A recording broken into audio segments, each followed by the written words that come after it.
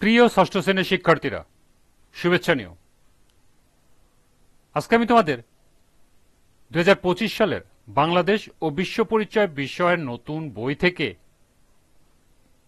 অষ্টম অধ্যায় এর 58 পৃষ্ঠার কাজ সমাধান করে দেব।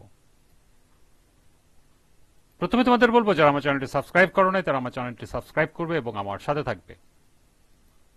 তাহলে চলো আমরা ক্লাস শুরু করি। বাংলাদেশ ও বিশ্ব পরিচয় পৃষ্ঠা 58, কাজ। আঞ্চলিক সহযোগিতার মাধ্যমে বিভিন্ন দেশ কিভাবে উপকৃত হয় তা দলে আলোচনা করে উপস্থাপন করো। অর্থাৎ এটি একটি দলীয় কাজ। তো চলো এখন আমরা এর সমাধান দেখে নিই। এর সমাধান হবে, আঞ্চলিক সহযোগিতার বিভিন্ন দেশের জন্য বহুমাত্রিক উপকার বয়ে আনে। এটি শুধু অর্থনৈতিক নয়, বরং সামাজিক, রাজনৈতিক ও সাংস্কৃতিক দিক থেকেও গুরুত্বপূর্ণ। নিচে আঞ্চলিক সহযোগিতার মাধ্যমে বিভিন্ন দেশ যেসব উপকৃত হয় তা তুলে ধরা হলো। 1. দেশগুলোর মধ্যে বাণিজ্য, বিনিয়োগ ও প্রযুক্তির স্থানান্তর বৃদ্ধি পায়। 2. আভ্যন্তরীণ উৎপাদন বাড়ে ও রপ্তানির বাজার বিস্তৃত হয়।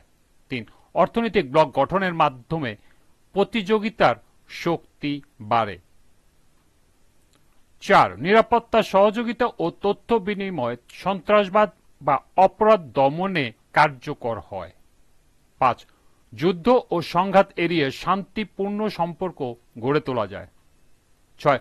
পরিবহন ও যোগাযোগ ব্যবস্থার উন্নয়ন ঘটে। 7. শিক্ষার্থীদের জন্য এক দেশ থেকে আরেক দেশে পড়াশোনার সুযোগ বাড়ে। 8. আঞ্চলিক সহযোগিতার মাধ্যমে দুর্যোগ ব্যবস্থাপনা, জলবায়ু পরিবর্তন ও পরিবেশ সংরক্ষণে যৌথ উদ্যোগ নেওয়া যায়।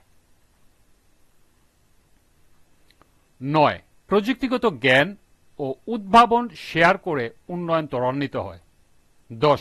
আঞ্চলিক সহযোগিতা দেশগুলোর মধ্যে জ্ঞান, প্রযুক্তি এবং উদ্ভাবনের আদান প্রদানকে উৎসাহিত করে। 11.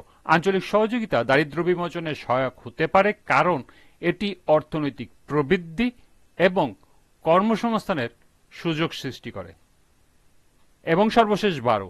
আঞ্চলিক পর্যায়ে অবকাঠামো উন্নয়নে সহায়তা করে, যা ব্যবসা বাণিজ্য এবং মানুষের জীবনযাত্রার মান উন্নত করে। এই ছিল এই কাজের সমাধান। আজকের ক্লাসটি এ পর্যন্তই।